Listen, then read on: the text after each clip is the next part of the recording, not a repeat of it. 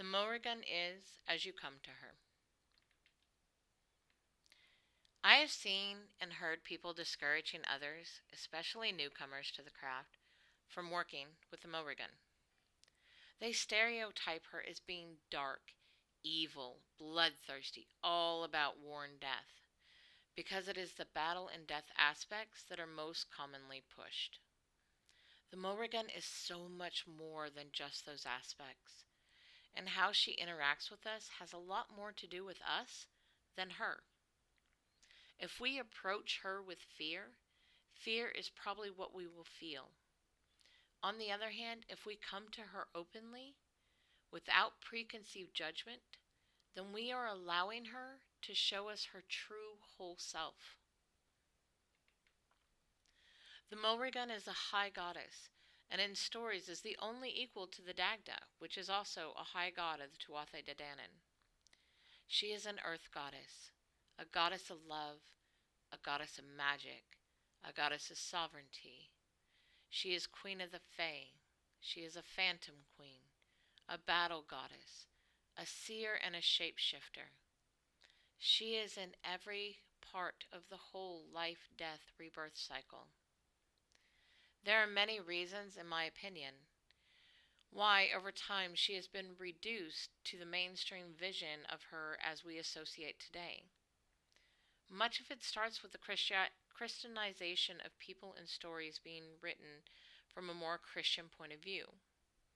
Remember, it wasn't just a war on gods, but also women of power, and in many pagan societies, women were more equals. Christians were a male dominated religion, which led to a male dominated society.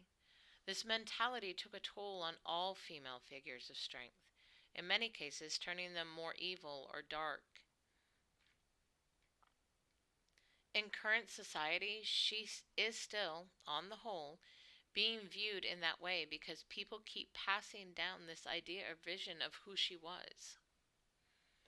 I hear some people discouraging new people from working with her because their experience was rough, talking about how they were raked through the coals by her or completely laid bare by her. I feel there are two reasons for this type of experience. First, and most common, these people came to her at their rock bottom or while already going through some dark times. Thus, their mindset was already there, and healing is not a simple process. In order to truly heal, you have to clean the wound completely out, which can be painful.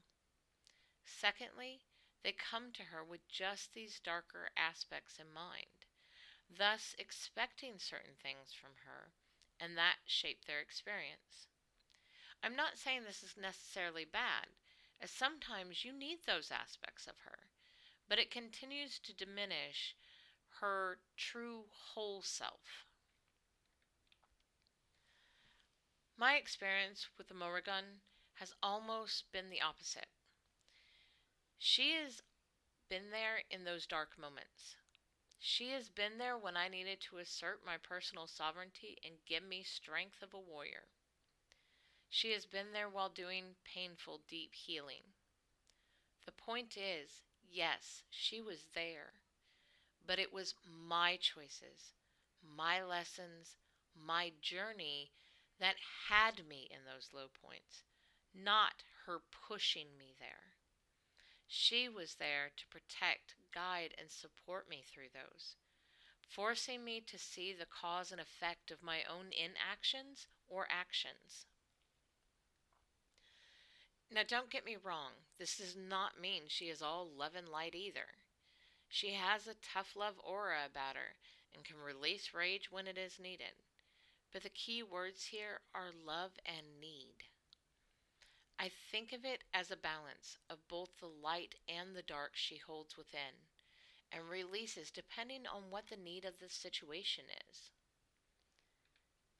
I feel it is time we started looking at the full goddess, not just what we find in the mainstream. Your experience is going to be different because you are different. What you learn from her is going to be specific for where you are and what you need at that time. How you choose to see and approach her is the relationship you will manifest with her. I think she's an amazing goddess to work with, and is a good choice for anyone who is willing to come to her with an open mind. Will it be rough at times? Certainly. But it is because we need to move forward and grow, which means change. And some people have a rough time with that. Will it be work? Of course, because every relationship we build requires work and upkeep. In my experience, she does demand consistent work from me. But that may also just be me. Will it be worth it? In my experience, that is a definite yes. Learning through her is an incredible experience. As our relationship strengthens, so does my practice and my workings. I have practiced a long time and never experienced the massive amount of swift growth as I have with her. It's an incredible experience, and I have heard several others talk about similar ones. When choosing to work with any deity, come to them with an open mind. Just because others have said these are their aspects, or this is how you worship them, doesn't mean that is all they are or have to offer. Take the time to connect and listen. Allow yourself to experience them in your own ways. And do not be as concerned if it is like someone else's. Your craft and practices are personal and tailored to you. Your spiritualism is the same. If you are not afraid of the work and you are drawn to her, I highly suggest trying to connect with the Morrigan. A day after I wrote this, I found this really incredible article. It's at the bottom of the blog. That's the address. I highly suggest everybody checking it out. Keep walking your path.